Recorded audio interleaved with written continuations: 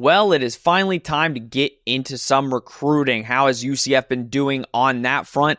And does it compare to what they've been doing the past couple years? Hello, everybody. Welcome back to Charge On. As always, I am your host, Sean Green. Thank you so much for tuning in. As always, we really, truly appreciate it. We are in the thick of the offseason, like we keep saying. May's almost over. It is. It's coming down. We're recording this. Epic Universe opened today. I don't know how many people went to Epic Universe. It was dead today. So if you went, I'm sure you had a good time. Me, I stayed inside because it has been hot. Nick, I think you felt it down in Tampa. The weather's been ridiculous. I know I don't want to start a football podcast talking about weather, but I was outside basically all week for work, and I was dying. I was dying. But I was actually having this conversation. I was actually having this conversation with my wife earlier today, and we were walking our dog, and it was like summer used to be like the greatest season, was it not? Especially when you're a kid. I mean, summer's awesome, but summer as an adult sucks. To be completely honest with you, it stinks. Like I have no interest in like being outside at all. I have none. Like I haven't like done an activity outside since I don't know when. Forget golf. I haven't done any of that since I don't know when. Compounded with the fact that costs way too much money to do nowadays either. But it's just so hot outside. So I certainly agree with you. But nonetheless, we're not here to moan about the weather necessarily. But yes, I'm doing great. I think we were I think we're 98 days from the season opener. So yeah, get your calendars out. We're getting closer. We are getting closer. It is kind of that weird period. I think next week, we're talking about recruiting today, but I think next week we're going to get into the whole college football playoff situation, because that kind of has been semi-announced that they're getting rid of the automatic bids for 1 through 4 for conference champions, and it's basically just going to be 1 through 12, and then in 2026, it's looking like it's going to be about 14 to 16 teams. Not looking good for the Big 12. Matt Rule wants to put like 48 of them in there. So that is true.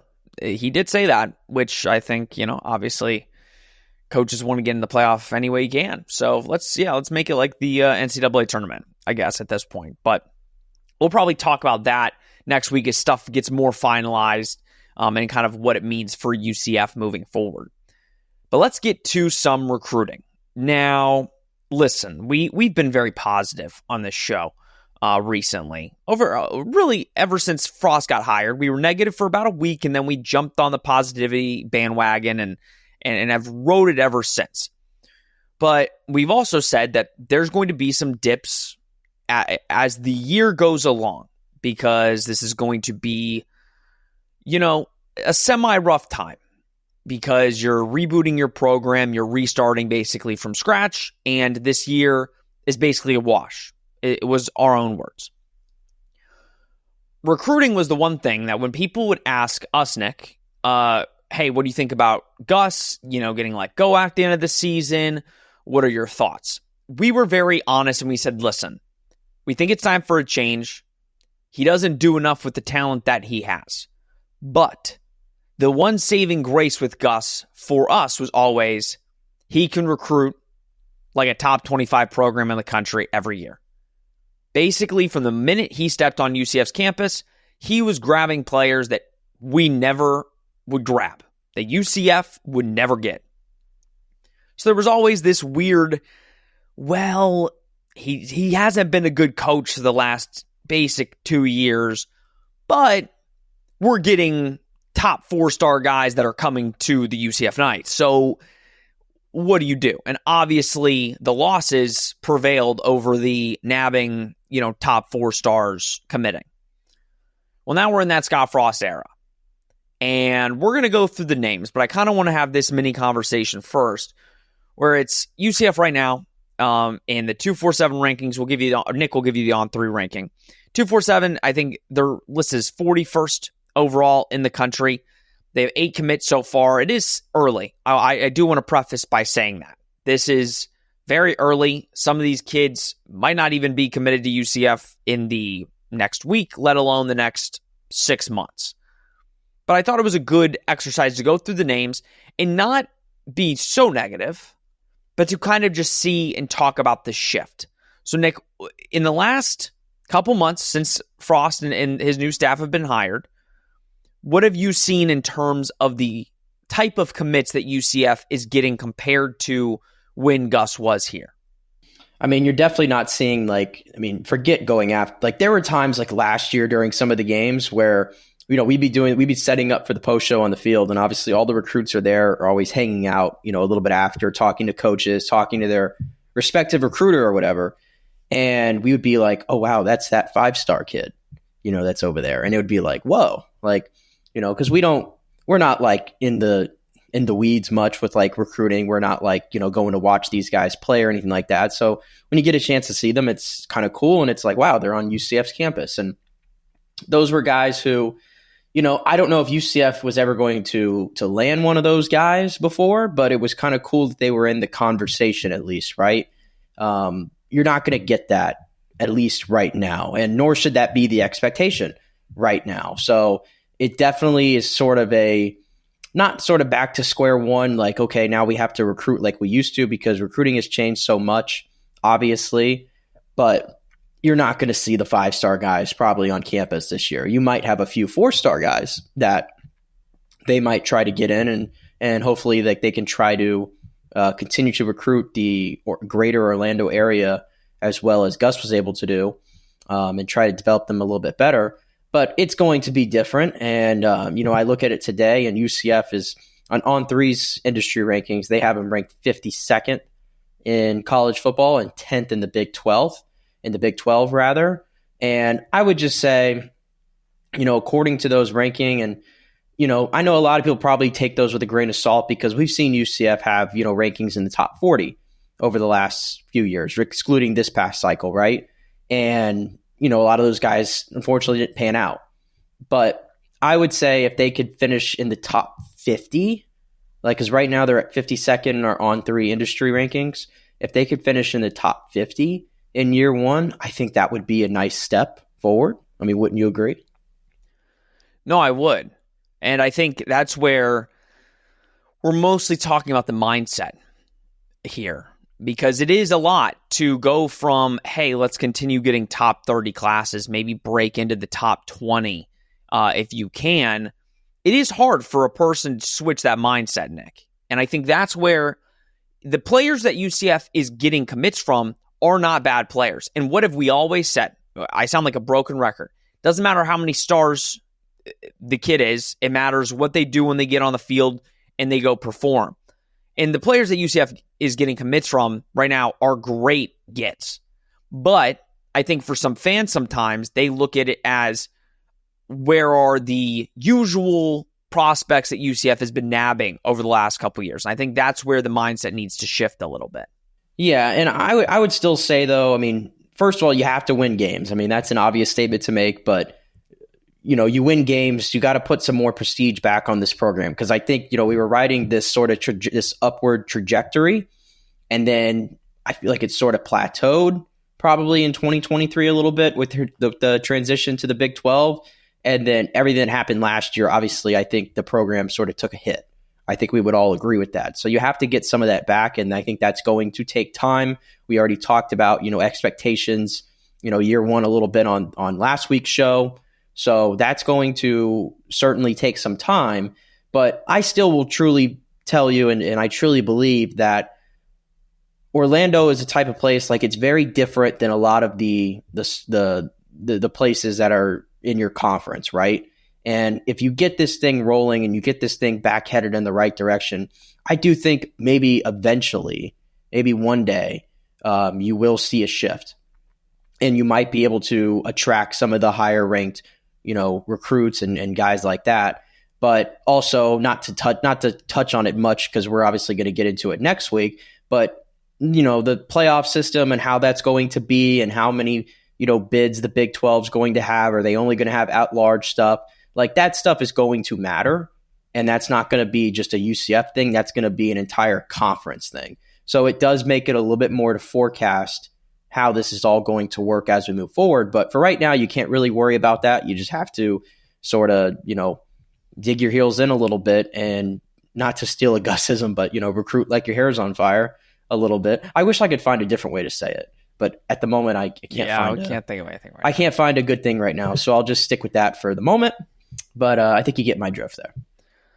Yeah, and I think we've talked about it on this show about how it's going to take time and it can happen fairly quickly. Like, I think if, what we think might happen if Scott Frost can go to a bowl game in his first year, I think you build a lot of momentum. And I think recruits, one thing they truly do look at besides dollar signs is where a program is headed. They don't want to go to a program that's kind of just staying in that same lane consistently. And it is tough though. The big three thing is a thing. I know we try to say, it's a big four and all that stuff. Like, the big three is a thing.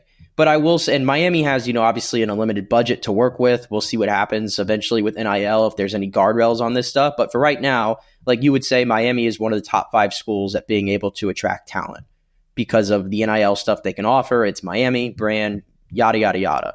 Florida seems moving in the right direction. Florida State is not exactly, lighting the world on fire when it comes to a recruiting thing right now. And they seem to be in a interesting spot there. So, I would just be trying to take advantage. You try to take advantage of the other schools around you, what their situations are. And, obviously only one of those 3 is in a spot right now where you feel like you might be able to go head to head with them. But I think that sort of matters too. It's like, you're always going to have to deal with that at UCF. It's not a new thing, but you are always going to have to deal with that fact that you have 3 major schools that are around you. Well, I think here's the mindset part of it. And we said on the show, it's Big 4 in the state. We've been outward with that of we're beating the Floridas for some top prospects. Now, obviously, UCF was never ahead of most of those in recruiting, but you saw over the last however many years the ground that UCF has covered and getting in the top 25 in recruiting, maybe even top 30. So you've seen that kind of shift, but it is taking a major step back now. Like, you are kind of back to where you started in a way, because all of those players that you're going after, and I'm prefacing this by saying, you will see 4-star guys visit UCF in the next month. You will see top guys still visit UCF, because at the end of the day, the Big 12 is still a power brand, and top guys are still going to visit power schools. UCF is a power program now, but it does make it just that much harder to get a guy like a John Walker in his high school day to say, hey, come to UCF now. Don't go to Florida. Come to UCF. It's just hard because you need to sell something. You have to sell, but also you're not going to overpay the Florida Gators. So there is a step back factor. But again, to that point, if UCF does it the right way and UCF builds it and has a great plan, which it sounds like they are, because we've heard from high school coaches recently in the area just how well that Scott Frost and his staff are doing and the plan that they have for the local area and for Central Florida, UCF can make up ground pretty quickly. And I think you'll see with some of these kids that they've already got committed, and with some of the kids that we'll talk about over the next couple of months that commit, UCF they're going into the high school, section, Nick. They're going hard after high school kids, where the last staff wanted to really split it, and they were more focused on transfers, and they have a small freshman class. I think Scott Frost is going to, there's 8 commits right now. I would not be surprised if the class got over about 24 kids, because I think they are going to heavily go into the high school demographic and grab as many high school kids as possible to start building their culture. And I think that's the right way to go, because, listen, I think everybody at UCF, and I don't mean the fan base, I mean the athletic department, the administration, I think everybody genuinely wants this to work. You don't go and hire Scott Frost back and have all this pomp and circumstance and Mackenzie Milton as a quarterback coach and all this stuff if you're not willing to see this through. I don't think this is going to be a situation where Scott Frost needs to constantly be looking over his shoulder. If the results are not coming immediate, where it's going to be oh man, I really need to do this now or pick this up because, they might try to get rid of me or they might try to pull the plug. UCF's not doing that. I don't think they're in a financial spot to do that, but I think they genuinely want this to work. And that's kind of what I had said, after I got past we did the whole pros and cons thing with Scott Frost. One of my pros is that they're going to give this guy every bit of sort of leeway to make this work because there's so much excitement around this. And so now can he take advantage of it? I like the staff he's put together. I think Sean Clark, as an offensive line coach, a guy who's been at a head coach at an App State, I think well respected for his acumen. I think he could be a real weapon for you when they start to try to find some of these offensive line gems and see if you can build in the trenches a little bit better. So I do like the direction they're heading in. But like you said, it's still early. There's only 8 guys in this class right now. We'll see if that holds, these 8 that are here and what else they can add to it. And June's going to be a huge month. It's when players are allowed to go on some official visits. I know UCF really makes a big deal out of it. I know they're going to have some top guys on campus. And to your point, Scott Frost is going to have the time. And one thing that they've preached is he's going to have more resources. And you see it. I mean, we've talked about it. We're not going to go into it. But basically every other sport on campus has little to no resources to do anything because all the money is getting pumped into football. So Scott Frost is going to have the resources to build the team that he wants. So it's going to be up to him to push his agenda and get some of these kids that fit his scheme and fit what they want to do as well. I think that also plays into it. And we said they're going to go after these 3-star overlooked kids, and usually those work out well and have worked out well in the past for Scott Frost. So as we go through it, you'll see some of the kids and what offers they have and realize that there's not this notion of that they are lesser than. They are good for the program that Scott Frost is building. And we'll see if they make it to signing day, but we're going to talk about them right now. Nick, do we have any final thoughts on the general, outlook of recruiting before we get into this? I just want good players, man. Just want to see good players, man. I think that's what we all want. And the good thing is, I think a lot of the players, to Gus's credit, and we'll see on the field, but I think a good chunk of the players in the later classes that Gus did recruit might have a big impact on the team this year. So I think you're going to start seeing some of those young guys really start to make an impact. But let's start from the bottom down. And when I say bottom, I mean in terms of rankings. So to UCF's credit, the lowest ranking that they have right now is a 3-star 85-year-old safety, Jakari Jackson. Orlando kid from Olympia High School in the class of 2026. He is a safety. He only has 3 offers. Now, here's what I will say about that. Brandon Harris is his main recruiter. I am a huge fan of Brandon Harris. In the short time that we've gotten to know him, gotten to talk to them, he seems like one of those hidden gems. It seems like UCF is continuing to find some hidden gems in that cornerback coach market. And Brandon Harris is that. His other 2 offers are from Mercer and UConn. Here's my thing. This is, again, one of those situations where you really trust the coach and you trust that they're getting what they want out of the kid. Not a lot of offers from Orlando. They're trying to get the best Orlando kids. And in my opinion, you take tickets on those guys. Yeah, I think this one probably has a good chance of sticking, if I had to guess, because it is a local Orlando kid. You already mentioned the offers. He also has an offer from Duquesne, I believe, as well. But with all respect to UConn, Duquesne, and Mercer, those schools are not UCF. And he obviously you have the advantage of the fact that he's right here in your backyard. I have to assume that they've seen this guy play a good bit, and they're probably going to see him play a good bit this upcoming season.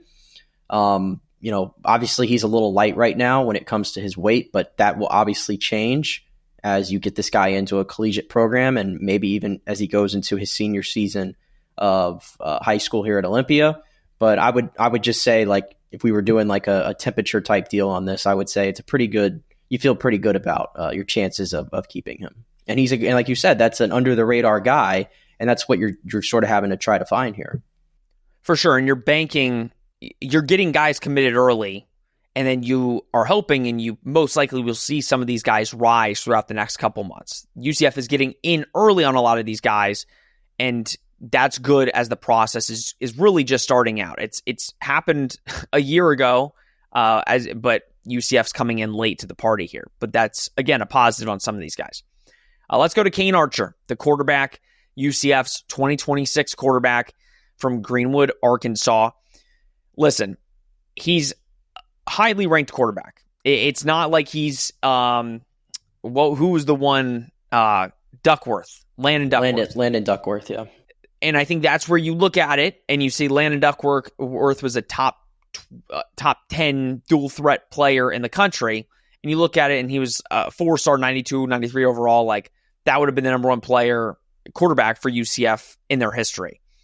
But you get a guy like Kane Archer, and I think personally he's been overlooked. Now, it's hard to say he's been really overlooked when you look at his offer sheet, and you've got teams like Tennessee, Arizona, Florida State, Kentucky, Michigan, Mizzou, Ole Miss. I mean, Texas A&M. The list goes on. He's got some insanely good offers. Yet he's the 73rd ranked quarterback on 247.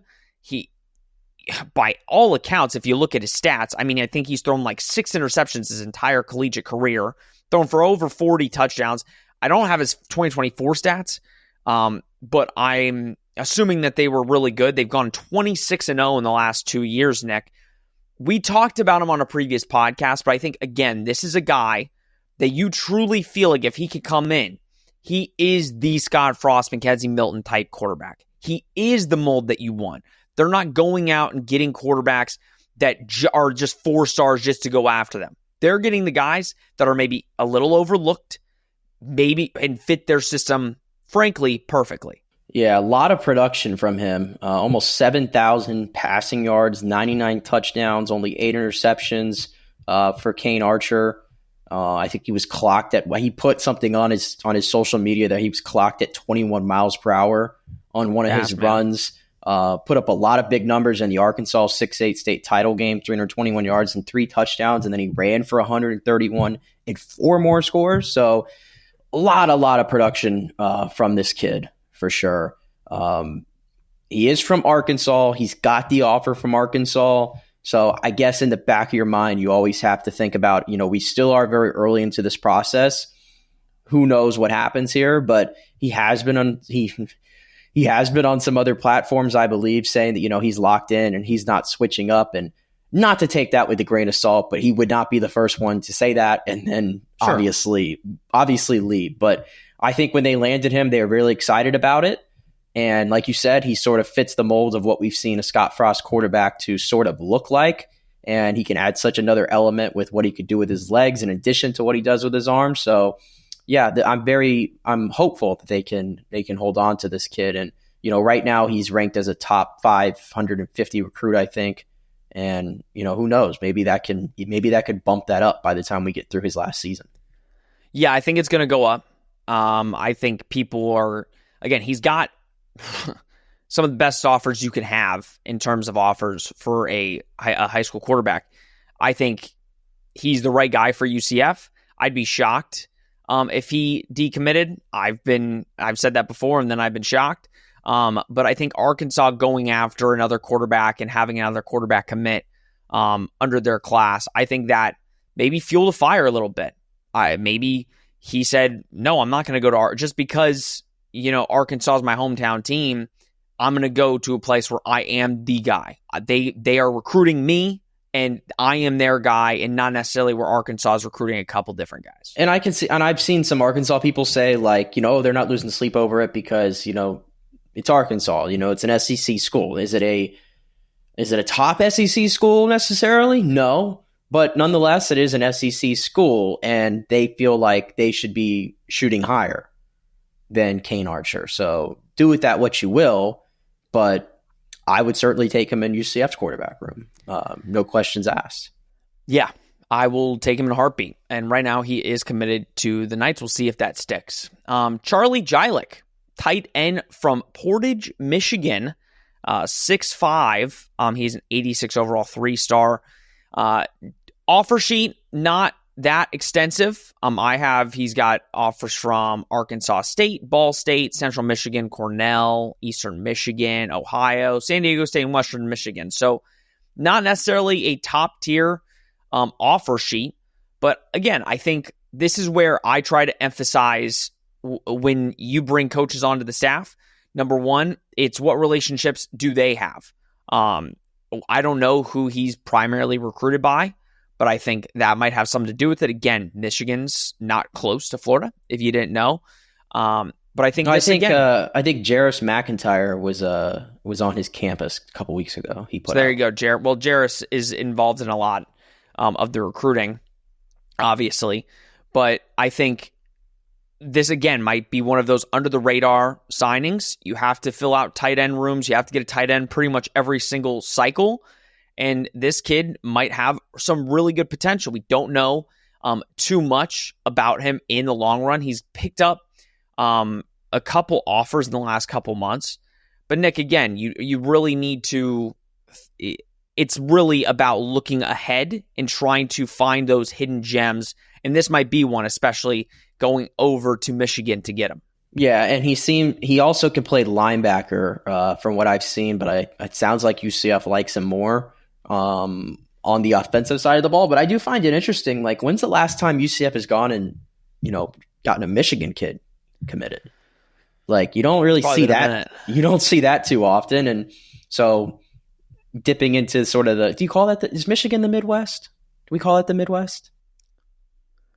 I don't want to speak and be wrong. I wouldn't. Like the Great Lakes. I'm just going to call it the Great Lakes. Yeah, just call it the Great Lakes. I'll just call it the Great Lakes. So I think that's kind of interesting, and maybe that has something to do with the fact that Scott being at Nebraska, maybe he obviously should have contacts in that region a little bit more. So maybe that's part of it. But I do think it's interesting that they went all the way to Michigan to find this kid, and from everything that he's posted on his social media, it was a great visit when he came to UCF and everything. And Scott Frost and the coaching staff very accommodating to him and his mother. And he's also got his official visit coming, I think next month, if I'm not mistaken. So he'll be back on campus. So I hope that one, we'll see. We will see. That's what we're going to say with all these guys. We'll see. It is May, so a lot can happen. Let's go to Elijah Keys, corner, 6'2" corner from Neptune Beach, Florida. Primary recruiter is Brandon Harris. He does have a visit on June 6th. I'm not mistaken, that is when the UCF recruiting weekend is going to be. I might be wrong on that, but usually UCF has their big recruiting weekend where they bring all of the commits, but also guys are trying to get on that. So I think that might be the weekend. We'll see.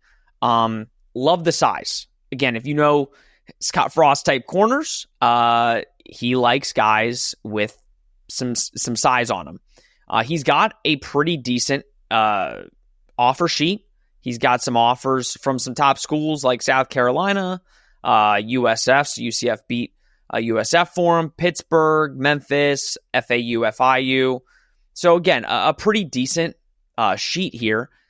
And again, I think when you look at a lot of this is going to determine, we can gauge, but how UCF wants to play defense. If we're going back to when UCF played defense under the first time with Frost, this kind of fits the mold that they're looking for in that cornerback room. But I think, again, it's a guy in Florida.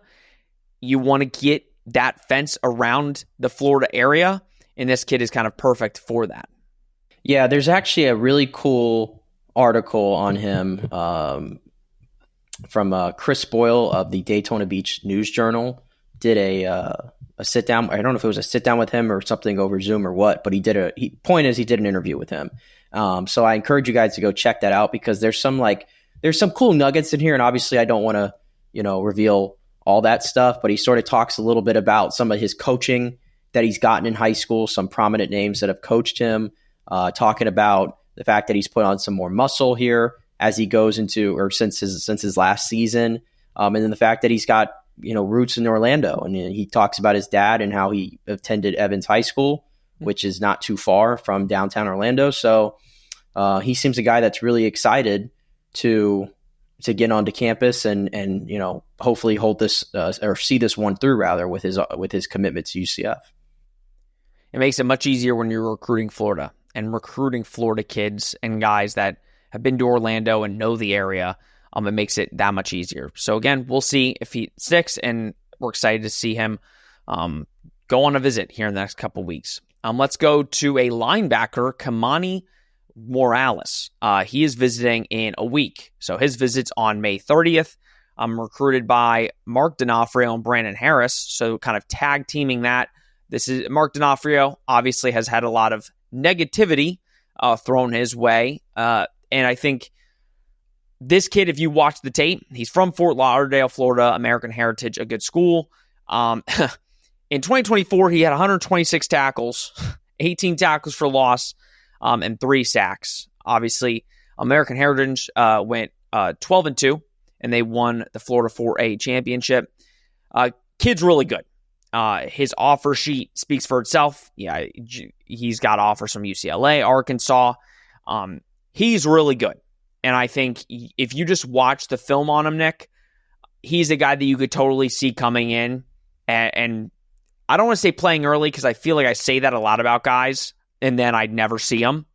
But I think he's got all of the tools, the speed, the size to really make an impact on this defense. Yeah, and he's got a decent amount of offers already under his belt. He doesn't have one from Miami yet, but I think Miami sent somebody out there to see him, though.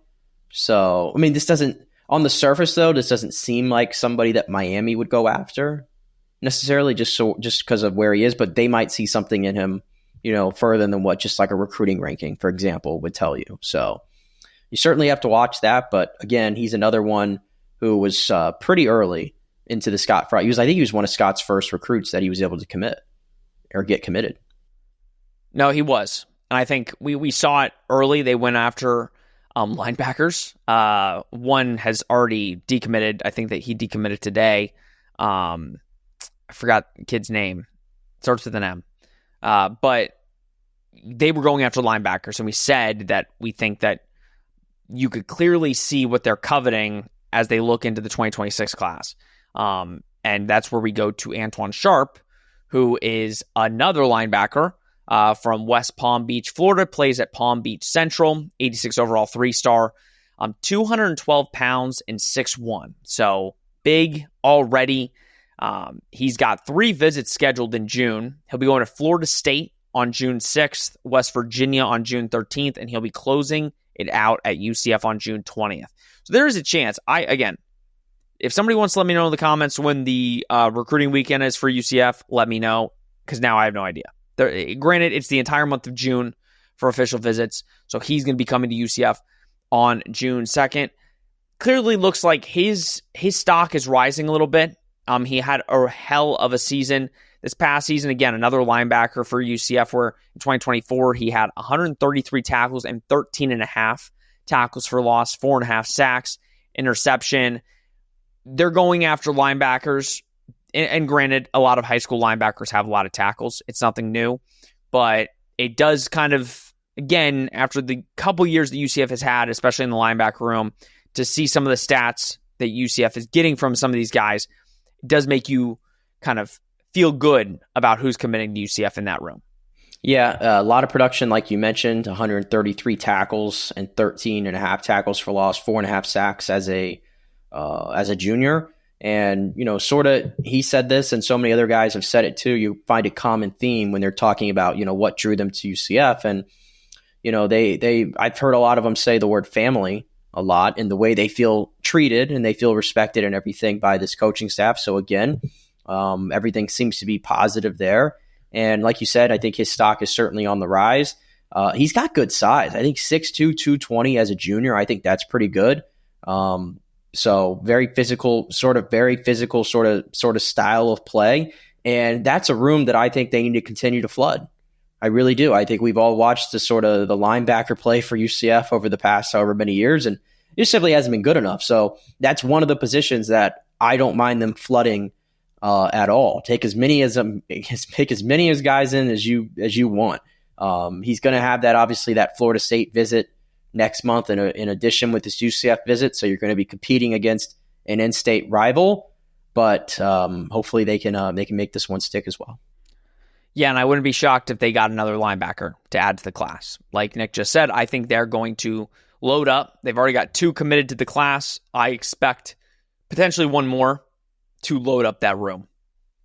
All right, let's go to our second to last recruit at this point, Keziah Charlton.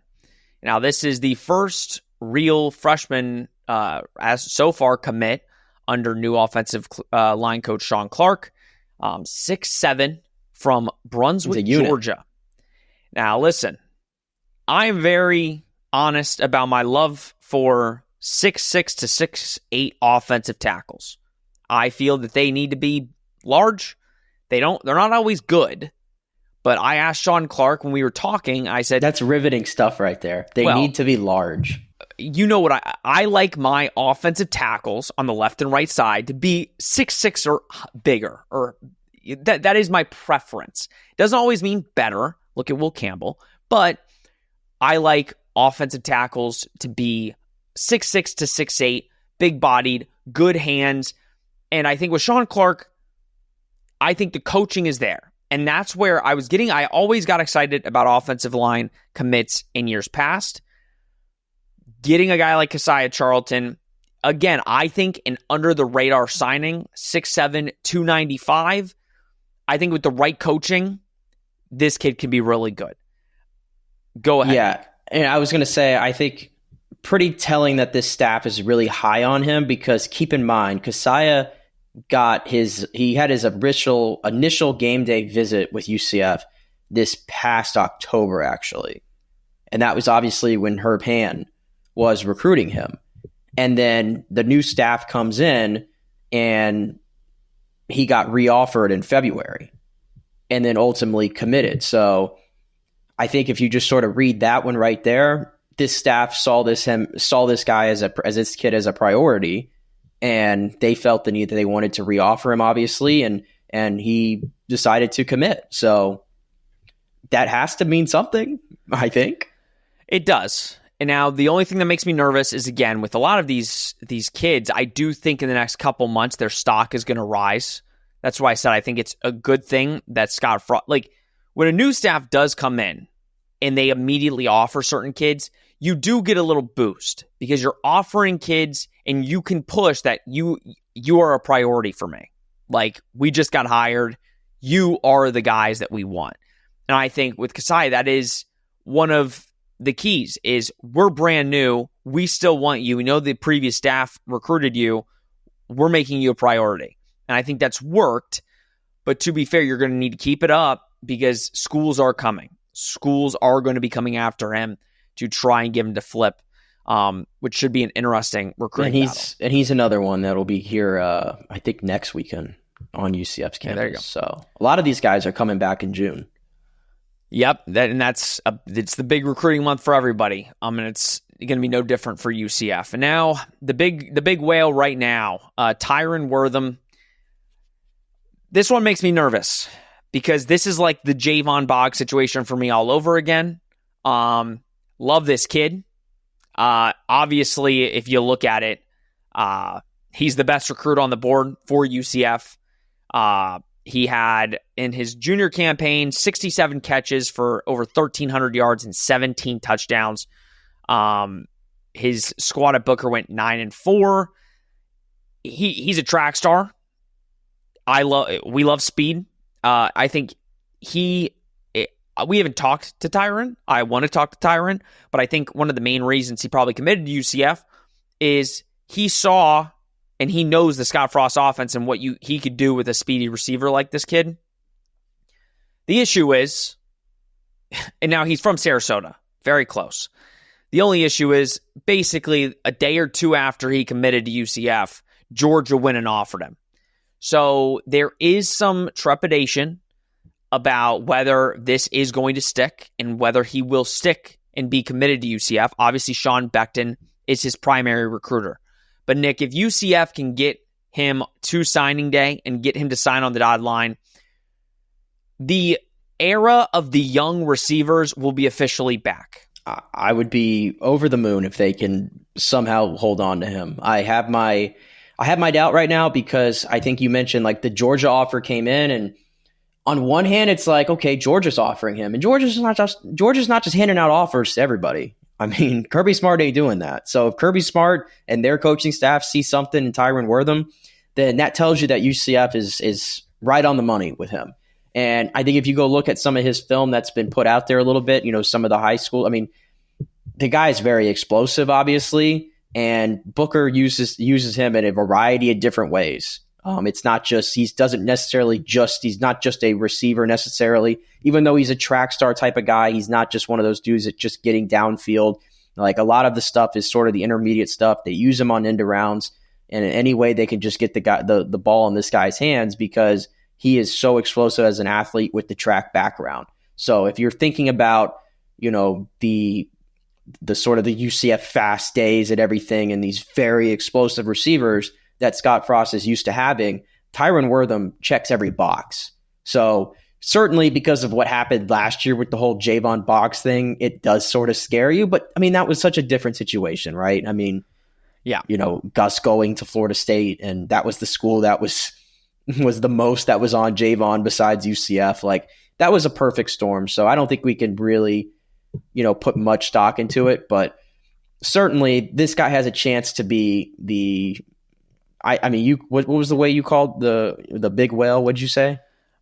Well, yeah. How'd you say it? The big whale. I forgot how you said it when you started. I forgot how I said it, but I don't think you said the big whale because that sounds winner. Like the big winner. That sounds horrible. The big whale. I think I did say the big whale, but like what? That's a saying, right? When you said like the. I don't know. There's just something about the big well. It just sounds like I'm not okay. Well, we know what I mean, though. I know what you mean, but we'll if we've learned anything so far on this week's show, we're gonna find some new. We got to find some new sayings. We got to find some new sayings for this. But I digress. I'm going off on a tangent now. Point is, this is a really talented player. I think he's one of the more underrated players still in the entire class. I think his stock is only going to rise. And of course, that's going to bring along more competition that UCF is going to have to try to get this kid to sign. So please. Now, this program needs to get back to the days of having some Florida stud receivers in the program. There are none. And we need to get that. We need to get that changed. Hey, we might have a couple on the roster right now, as we know.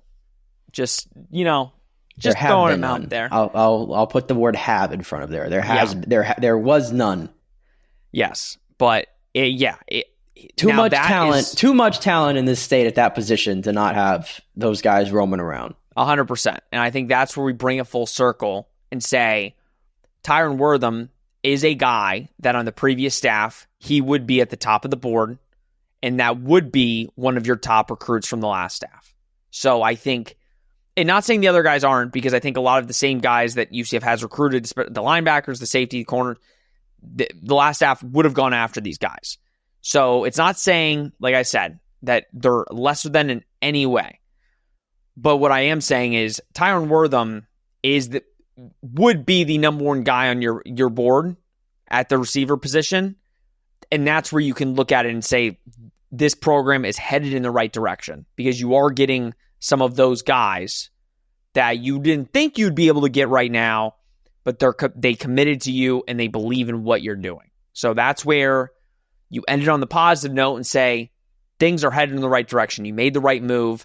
The new staff is starting to do their work and get some of these guys committed and hopefully signed in December. They just got to close the deal in June. They have to close the deal, keep building those relationships, and go about it the right way. And it is an exciting time, even though right now there's a lot of murky waters here. But, Nick, any final thoughts before we close this long one out? Yep. As always, we put the disclaimer on there. These are just commits, and nothing has been signed yet. So the likelihood of all 8 of these guys being UCF Knights, I don't know what the percentage is on that one. But obviously, I think you could, if you can sort of pick up on which ones we are most looking forward to. Hopefully signing with them, and hopefully some other really talented players to follow. But, we'll see how this season goes. And then obviously next week, like you had mentioned, we're gonna talk a little bit more about this playoff because I do have thoughts. I do have thoughts, and I think it's actually good that we sit on it for a week because that news just came out right before we started recording. So I want to gather as much information. There's going to be more reporting on it, and then we'll give our thoughts because it's going to have big implications on this conference. A big tease for next week, guys. Let us know what you think down in the comments. Do any of these Until then, Rise episode 2, Building a Brotherhood, is officially out. Gotta go. I gotta go see if any of our voices made on it. So it's a 12 minutes this time around. So I love that little series they're doing. So I do too. They watch our stuff. I appreciate it, and it is very well put together. So kudos always to the UCF content team. They do a hell of a job, and I'm excited to watch it right after this. But guys, let us know what you think down in the comments below. What do you think of the commits so far? Who are you looking to? Throw us up some names that potentially could be future commits for UCF. Let us know. And how do you feel about the recent shift in the recruiting? Are you okay with the under-the-radar 3-star guys, or do you want Scott Frost to start going after those top 4-star guys? Let us know what you think in the comments down below. Guys, this has been Charge On. We will see you next week.